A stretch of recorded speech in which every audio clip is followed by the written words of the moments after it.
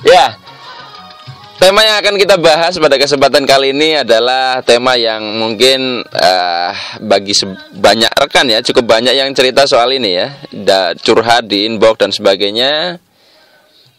Tema kita adalah tentang utang, piutang, dan vibrasi ya. Utang, piutang, dan vibrasi. Banyak di antara rekan-rekan sahabat saya, baik di Facebook, baik di SMS, baik mungkin dalam ketika berjumpa secara langsung, ini ada beberapa yang curhat soal utang dan piutang ini ya. Dan mereka menanyakan keterkaitannya dengan vibrasi. Yang utang ini, yang biasanya kalau yang menanyakan soal utang, mereka resah, mereka sedang mencari solusi gimana caranya ya bisa keluar dari jeratan hutang. Sementara yang punya piutang ini, mereka sedang kesal karena uang mereka berada di luar, dipinjam orang-orang tapi nggak balik-balik ya. Baik teman-teman, saya berani membawakan topik ini karena saya juga pernah berada di dua hal itu ya. Jadi saya pernah mengalami juga terjerat hutang, meskipun ya hutang saya nggak terlalu banyak ya. Waktu saya zaman masih tahun 2000, sebelum 2006 lah ya. Ya hutang saya sekitar 20 jutaan. Tapi bagi saya saat itu berat sekali karena ya saya belum pernah seumur-umur punya utang seperti itu. Dan bicara soal piutang, saya juga memiliki sejumlah uang yang sampai sekarang juga nggak balik ya, bertahun-tahun ya. Baik ya, jadi saya agak pede untuk membawakan materi ini karena saya nggak berani ya untuk membuat rekaman suara di mana topiknya saya sendiri belum pernah mengalami. Jadi saya tidak kepengen apa yang saya sharing ini hanya sekedar teori, tapi minimal saya punya pengalaman sehingga Anda bisa lebih menangkap ya secara real bagaimana pemecahannya. Baik teman-teman, ini kita bicara soal utang dulu ya. Nanti baru kita bahas soal piutang, dan sambil jalan kita juga akan kaitkan dengan vibrasi. Sebenarnya utang ya, kenapa sih sebagian orang ini kok bisa terjerat utang? Ya, kenapa kok mereka terjerat utang? Saya dulu mengamati diri saya sendiri dan mengamati pola-pola dari kasus-kasus di sekitar saya. Utang ini saya petakan menjadi menjadi 4 ya. Penyebabnya orang itu mulai suka berutang. Yang menyebabkan orang berutang tepatnya ya. Yang pertama adalah orang ini kepepet ya. Kepepet artinya kalau kepepet ya terdesak.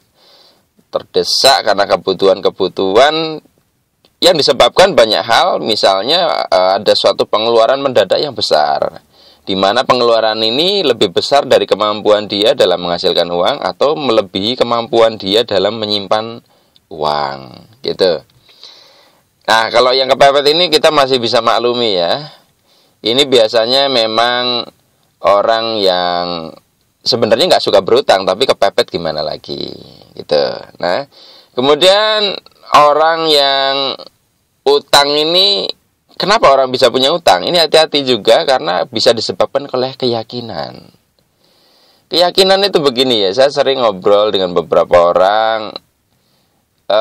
Mereka ini sudah punya obrolan mindset. Contohnya ngomong gini ya dalam bahasa Jawanya, lah nek nyong mah ya, nek nyong ora utang ya ora bakal ketuku. Nah, atau bahasa Indonesianya, wah kalau saya sih kalau ndak hutang ya tidak akan terbeli. Nah, ketika seseorang udah punya mindset ini ya, keyakinan ini, mindset ini, Anda tentunya bisa menghubungkan dengan rekaman yang sebelumnya bahwa kalau Anda sudah punya keyakinan seperti itu ya sudah, Anda akan terjerat dengan hutang dong. Anda sudah memancarkan vibrasi bahwa Anda ini sosok manusia yang tidak mampu beli cash. Anda mampunya beli kredit atau belinya dengan cara berhutang. Mungkin Anda berpikir, tapi kan penghasilan saya segini, gaji saya segini. Nah, dalam vibrasi itu teman-teman harus membedakan antara gaji dengan rezeki ya. Rezeki itu bisa di luar itu. Anda dapat hadiah bisa toh? Ya, banyak kemungkinan. Tapi kalau mindset Anda sudah ya kalau nggak utang ya nggak bakal kebeli, udah repot. Ya Anda akan selalu terjerat karena program Anda sudah itu. Kemudian ada orang berutang ini karena hobi. Ini aneh ya, tapi memang ada orang yang hobi utang. Dia memang hobinya berutang, bahkan menganggap bahwa utang itu sebagian dari penghasilan ya. Ini repot kalau udah urusan sama orang yang begini ya. Kemudian yang terakhir adalah orang itu berutang karena gengsi.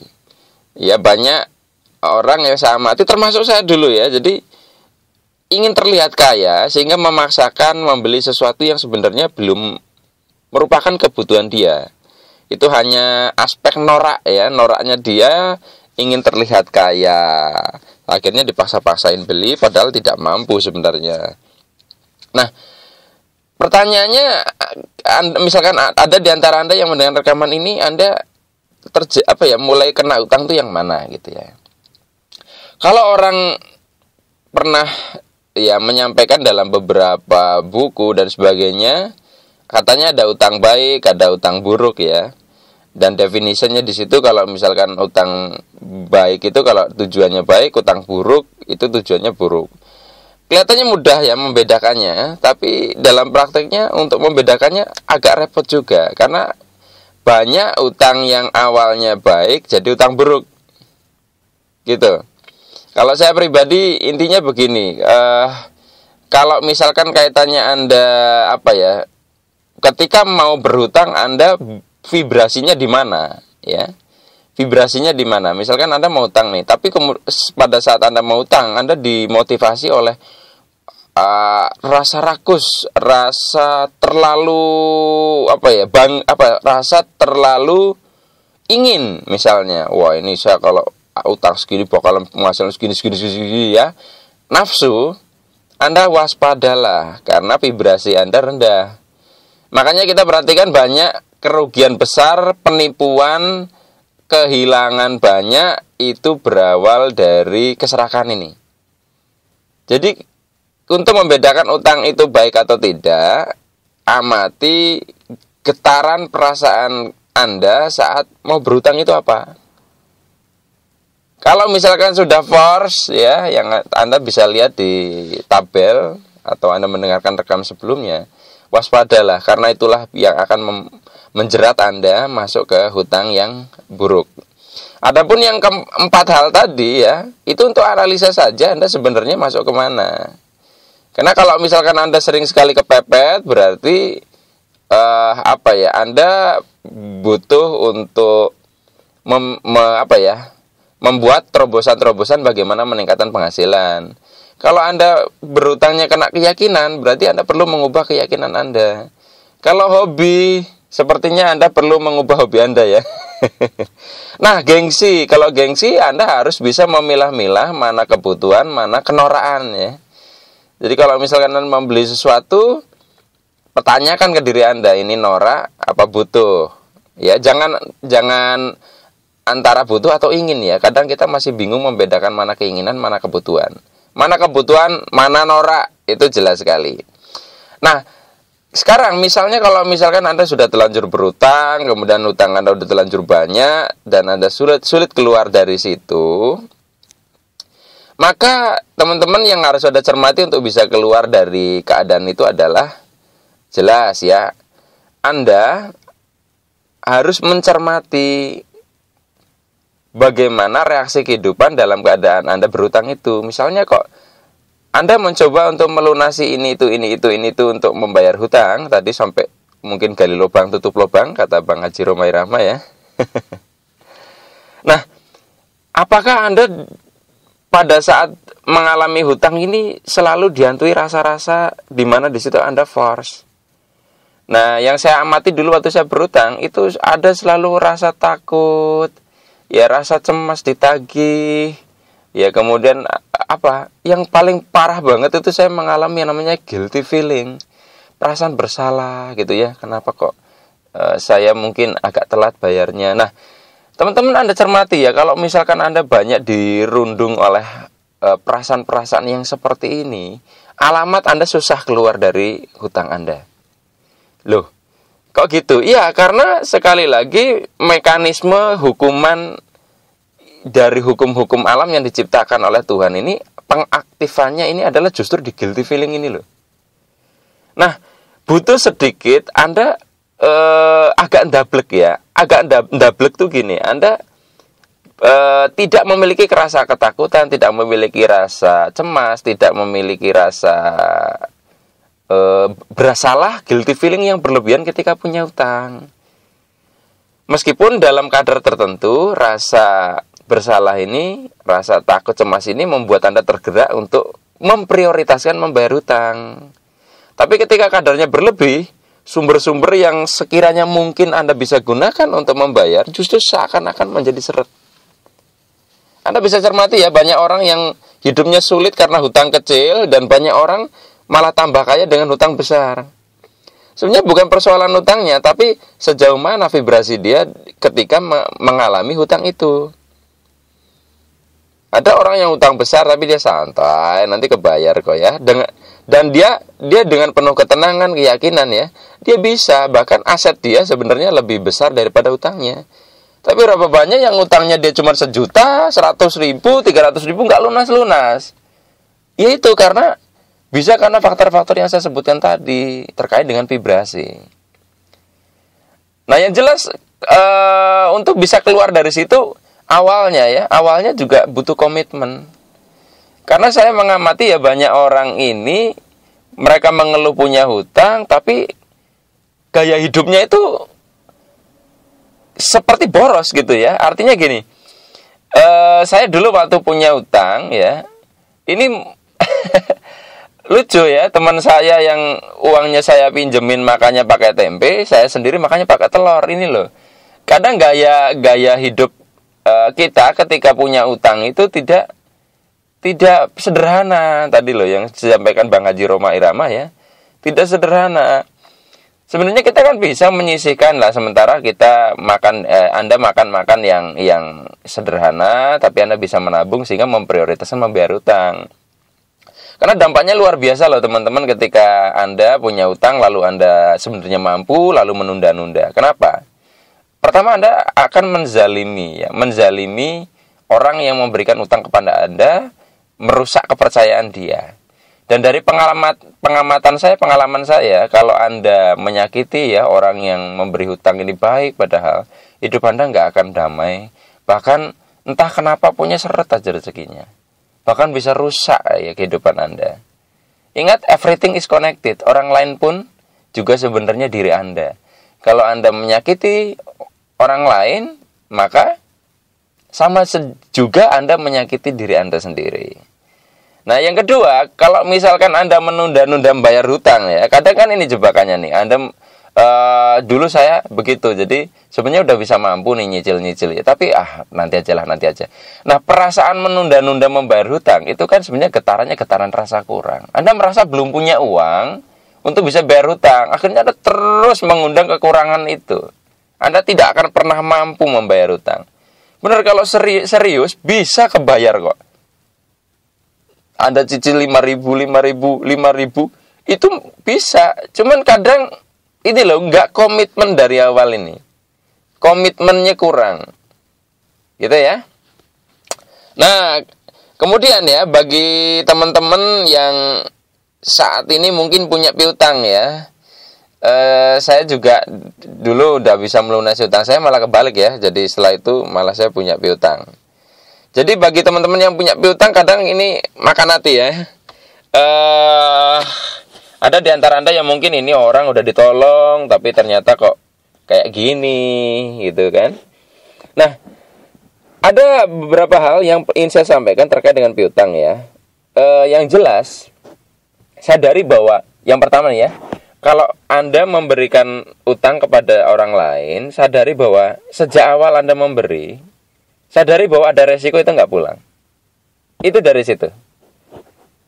Justru bangunlah kesadaran di awal ini ketika Anda memberikan utang bahwa yang lebih mulia dari sedekah itu adalah memberi utang. Karena orang yang sedekah itu kan kesadaran dengan dirinya sendiri. Lebih gampang sebenarnya. Tapi ketika ada orang tiba-tiba ketok pintu utang sama Anda, itu berat sekali kan? Berat sekali. Nah, ini kalau misalkan Anda bisa manage ya, sebenarnya ini luar biasa. Dampaknya lebih hebat dibanding sedekah. Saya amati seperti itu. Ya, setiap posisinya memberikan hutang, kalau kita manage dengan baik perasaan kita, maka ini akan mengundang rezeki yang luar biasa. Karena mungkin bagi sebagian orang yang sedang kepepet ya, utang ya, dapat pinjaman, dapat utang itu adalah jalan rezeki bagi mereka. Karena nah kemudian Anda yang kedua adalah ketika memberikan utang ini, komitmennya harus jelas. Baiknya memang harus jelas, dan sebaiknya tidak ketika sudah berutang Anda tidak mendesak-desak. Tidak mendesak-desak supaya segera gitu. Kenapa? Ketika Anda segera seperti itu, ini akan membuat orang yang menerima uang dari Anda yang berhutang kepada Anda jadi kemerungsung. Perasaannya jadi nggak tenang. Ini malah yang membuat kemungkinan vibrasi dia jadi buruk dan akhirnya apa? Anda jadi uang Anda jadi bisa terhambat pulangnya karena dia susah untuk mengembalikan uangnya. Namun ya, ini agak melompat balik. Bagi Anda yang sedang berhutang, justru ketika Anda berhadapan dengan orang ya, atau orang yang meminjami Anda itu tidak menyegera-nyegerakan ya, atau memaksa-maksa Anda segera bayar, prioritaskan orangnya seperti itu. Karena itu orang baik. Kalau Anda menzolimi orang-orang yang misalkan, ya saya tidak akan menagih Anda lah kalau tidak ada pulang. Justru itu diprioritaskan. Itu bahaya sekali kalau Anda menzolimi orang seperti itu. Ya. Nah, balik lagi bagi Anda yang punya piutang tadi, kayak gitu ya. Jadi, berikan suasana yang kondusif kepada orang yang diberi utang. Kemudian, ketika Anda udah memberi utang kemudian nggak pulang-pulang uangnya, coba diamati baik-baik. Kita juga harus evaluasi. Anda harus evaluasi, jangan-jangan dulu Anda begitu. Saya dulu juga sama ya, saya menyakiti beberapa rekan. Saya tidak komitmen, meskipun kemudian akhirnya lunas ya. Tapi yang namanya kepercayaan kadang tidak bisa dipulihkan. Tidak bisa dipulihkan utuh kadang ya untuk beberapa orang. Jadi ada beberapa hal yang harus kita bayar dalam kehidupan. Kalau misalkan Anda dulu pernah seperti itu ya, pernah menunda-nunda bayar hutang, Anda pernah bahkan mungkin dulu lari dari tanggung jawab Anda, maka ketika nanti suatu saat ada orang lain yang datang ke dalam hidup Anda dan memperlakukan Anda seperti itu, Anda evaluasi dong. Ini berarti bisa jadi adalah hukum sebab akibat. Anda sedang menuai apa yang pernah Anda lakukan di masa lalu. Jadi ya sudahlah, mungkin memang harus seperti itu. Anda merasakan bagaimana dulu memperlakukan orang lain. Anda diperlakukan seperti ini supaya Anda bisa memahami bahwa Anda dulu juga begitu. Jadi ini sekolah kehidupan.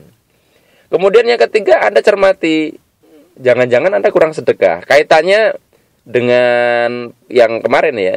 Jadi kadang hal-hal yang kita sebut musibah, misalkan Anda dipinjam uangnya banyak oleh seseorang, entah tiba-tiba saat itu Anda percaya, kemudian nggak balik pulang-pulang, malah orangnya kabur. Nah, bisa jadi memang itu uang harusnya keluar.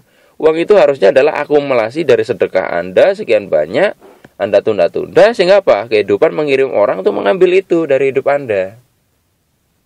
Jadi banyak kemungkinan juga harus evaluasi, bukan hanya menyalahkan pihak yang menghutangi Anda. Ingat, karena setiap dari kita kan digerakkan oleh kehidupan. Nah, pertanyaannya kan sederhana lagi, karena tidak ada yang kebetulan. Kenapa dari sekian banyak orang yang bisa diutangi, kok orang itu utangnya ke Anda? Dan kenapa dari sekian banyak orang yang mungkin diutangin oleh orangnya, Anda kok yang memberi? Iya kan? Begitu ya. Nah, kemudian yang terakhir, bagi Anda yang mungkin uangnya dipinjam sama orang, Anda punya piutang nggak balik-balik ya. Kalau bisa ikhlaskan saja. Ya, terkait dengan yang pertama tadi, kalau misalkan Anda menyadari bahwa ini ada resiko nggak pulang uangnya, maka Anda lebih mudah melakukan ini ya. Kenapa? Karena gini loh. gini ya. Jadi kalau misalkan Anda punya piutang, kemudian Anda fokusnya ke situ terus, fokusnya ngarep duitnya balik ya, maka perasaan Anda jadi apa vibrasinya? Merasa kekurangan. Justru perasaan inilah yang akan menutup rezeki yang lain. Sekarang gini, amati coba, misalkan Anda punya uang yang dipinjemin sama siapa. Amati mana yang paling ngarep untuk cepat pulang. Rilis perasaan itu. Atau kalau misalkan Anda mungkin melakukannya, ikhlasin aja. Udah ikhlasin aja, dalam artian kalau memang orang itu sekiranya tidak mampu, bebasin aja. Daripada itu menyiksa diri Anda, menutup rezeki Anda. Saya pernah mengalami seperti itu. Yaudahlah, saya bebasin aja lah, daripada saya juga grundel di dalam hati ya. Udah, saya bebasin. Saya anggap sedekah aja, udah, nggak usah. Saya anggap lunas. Itu luar biasa malah dampaknya loh.